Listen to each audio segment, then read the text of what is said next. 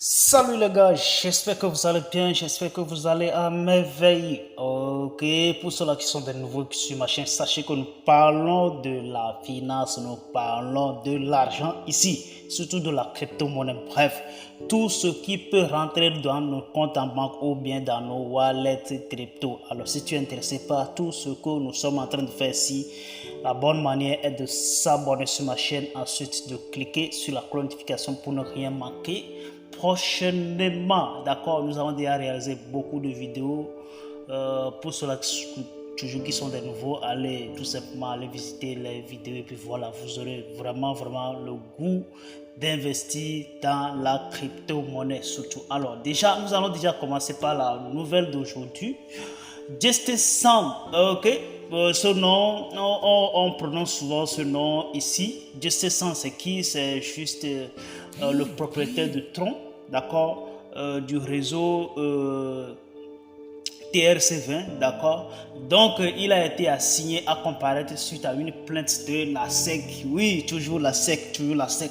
Vous voyez déjà que ça fait déjà quelques mois déjà que la SEC est en train de courir derrière les propriétaires des projets crypto. Pourquoi? Parce que déjà, on a déjà su ici l'effondrement de quelques projets crypto et donc ça a tellement fait du mal au gouvernement américain et puis voilà, ça a fait perdre beaucoup d'argent à beaucoup d'utilisateurs et puis voilà, la SEC a décidé maintenant de courir derrière les propriétaires des projets crypto. Pourquoi? Parce que pour voir clair dans leur gestion, d'accord? Donc, pouvoir clair dans leur gestion pour que rien n'arrive demain. Donc, s'ils constatent quelque chose, donc ils vont leur poser des questions, ils vont répondre et puis voilà. C'est que le flou doit être en même temps corrigé. Donc, s'il y a du flou, ça ne peut pas être corrigé. Donc là, il y aura des amendes ou bien tout simplement leur demander de fermer la porte. Ça va faire mal quand même. Mais en tout cas, c'est pas jusqu'ici. De toutes les façons, ce sont des questions et réponses. S'ils arrivent à répondre à tout ça là, et puis voilà, les choses vont commencer par marcher. Et donc, ce qui est vraiment très étonnant, c'est bon, en fait, moi, ça ne m'étonne pas. Mais Binance US a délisté en même temps trop. Ok, vous savez déjà qu'aujourd'hui, il y a deux Binance. Il y a Binance US, il y a Binance mondial, d'accord. Il y a Binance pour les autres pays à part les États-Unis. Donc là, maintenant, Binance a délisté Tron. Juste parce qu'il y a cette plainte contre le propriétaire de Tron, d'accord. Voilà. Secondo, FTX. On a déjà parlé de FTX plusieurs fois déjà. D'accord? FTX pourrait rouvrir dans les prochains mois. C'est déjà une belle phrase et ça se termine très bien. Et puis voilà, vous allez voir que le cours du FTX, ce qui veut dire la crypto native de FTX, a explosé de plus de 126% depuis la semaine dernière. C'est vraiment très important. Non? Ce sont des belles phrases, mais est-ce que ça peut être réalisable ou pas? On ne sait pas, parce qu'on a déjà vu beaucoup d'échangeurs s'effondrer et ils vont nous dire demain, ils vont réouvrir la porte, après-demain, ils vont réouvrir la porte. Et le mois prochain, ils vont rouvrir la porte, mais quand même, ça ne s'est jamais produit. Le cas de Mt. Gox, pour ceux qui connaissent vraiment Mt. Gox, la plus grande échangeur centralisé qui s'est effondré depuis 2014. On a déjà vu l'année passée, il a parlé. Cette année aussi, il a parlé qu'il allait vraiment faire quelque chose pour les utilisateurs. Mais bref, on n'a rien aperçu jusqu'à maintenant. Et donc, je crois que c'est ce que FTX aussi est en train de faire. D'accord, est en train de faire, mais quand même, on ne sait pas. Nous sommes dans un temps nouveau et donc tout est possible. Ok, ce qui n'était pas possible hier, ça peut être possible aujourd'hui. Donc, de toute façon, on reste vraiment optimiste sur ce cas-là, que FTX réouvre la porte et puis voilà, les choses reprennent à la normale. De toute façon, ils ont beaucoup d'argent encore à leur niveau.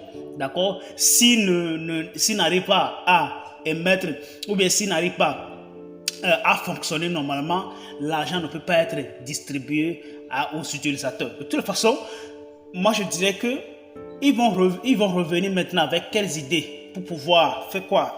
Pour pouvoir séduire encore les utilisateurs. Qu'est-ce qu'ils vont faire? Parce que déjà, beaucoup de personnes ont perdu beaucoup d'argent dans ce cas-là. D'accord? Et si par exemple, ils ouvrent la porte maintenant, ils commencent le travail, le trading est commencé normalement, les retraits ont commencé. Qu'est-ce qui nous rassure maintenant que les utilisateurs ne vont pas toutefois décider de retirer leurs fonds en même temps et disparaître et aller faire autre chose? Il y a beaucoup de choses qui sont possibles dans ce cas-là. D'accord? De toutes les façons, on attend de voir ce qu'ils vont faire dans le mois prochain. Sur ce cas, la crypto natif a vraiment explosé de plus de 126%. Vous voyez déjà cette semaine-là. D'accord? Vous voyez déjà, la crypto est de 1.26. D'accord? 1.26. Et puis voilà, poum, il a explosé à plus de 2.63. D'accord? Ça fait plus de 226%. Ok? 200, oui, ça fait 226%. Voilà. Vous voyez déjà. Mais tout ça là, moi je dirais que ce sont des spéculations. Ok, tout ça ce sont des spéculations. Pour ceux-là qui vont saisir des opportunités, Mais jusqu'à présent, Binance n'a pas encore suspendu, comment on dit, le retrait ou bien l'achat et la vente. Seulement que le trade, la partie trading qui ne fonctionne pas pour l'instant. D'accord? Il n'a pas encore suspendu, je crois, et les autres plateformes aussi n'ont pas complètement suspendu ça. Je ne sais pas pourquoi, mais quand même, je crois qu'il y a une idée derrière. D'accord? Je crois qu'il y a une idée derrière. Donc là, dans les prochains mois, on verra vraiment. Donc, on voit déjà. Donc, tout ça sont des spéculations. D'accord? Mais il va falloir que vous faites très attention pour ce que ça ne vous rattrape pas. C'est important. Pour nous, les investisseurs, on calcule beaucoup de choses avant de pouvoir investir dans ce genre d'actifs. Même si ça va atteindre 5 $ avant de commencer normalement, on préfère que ça atteigne 5 $, que les choses reprennent normalement avant qu'on investisse. Mais tu n'as rien attendu et puis voilà, tu investis. Il va falloir que tu sois vraiment très attentif. Tu as des yeux un peu partout, tu as des oreilles un peu partout, tu as des échos fiables avant de pouvoir investir à partir d'ici là. Vous voyez un peu? Donc, c'est un peu ça. Baby Doge, vous voyez déjà, nous allons encore parler de Baby Doge. Baby Doge aujourd'hui, c'est lui le roi. Hein. Parmi les cryptos, parmi les shitcoins aujourd'hui, c'est lui le roi. C'est lui seul qui décide là où il veut. Personne ne le contrôle. C'est lui qui contrôle lui-même. Et puis voilà, parmi la finance, c'est lui seulement. C'est lui qui est sur la tête. Pourquoi vous allez me demander pourquoi pas de Shiba Inu? Pourquoi on ne parle pas assez de Dogecoin? Pourquoi on ne parle pas assez de BNB? Tout ça là, machin, on ne fait que parler de shitcoin qui n'est même pas capable de pouvoir brûler un seul zéro jusqu'à maintenant. Parce que déjà, pourquoi je vais tout simplement vous répondre, c'est que déjà c'est déjà un shitcoin qui a déjà tenu la baisse jusqu'à maintenant. C'est le shitcoin qui a plus de 7 euros, ce qui veut dire 8 euros, qui a pu tenir le bear market jusqu'à maintenant sans pour autant s'effondrer. Nous avons déjà vu beaucoup de crypto-monnaies qui se sont effondrées. D'accord, les shitcoins, je veux dire, pas les crypto-monnaies.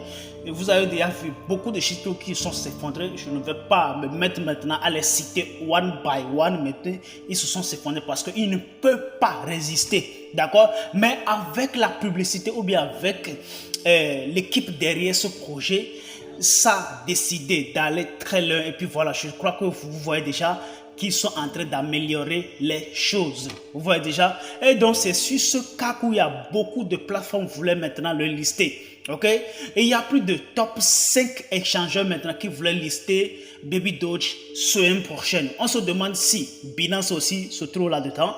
Mais de toute façon, il y a beaucoup de plateformes qui se trouvent dans la nature là qu'on ne connaît pas. Mais comme eux, ils disent toujours, ce sont des breaking news. Top 5 échangeurs, c'est pas petit. Donc ça va aussi contribuer à ce que Baby Doge fasse encore au moins 50%, voire 100%. Pourquoi pas?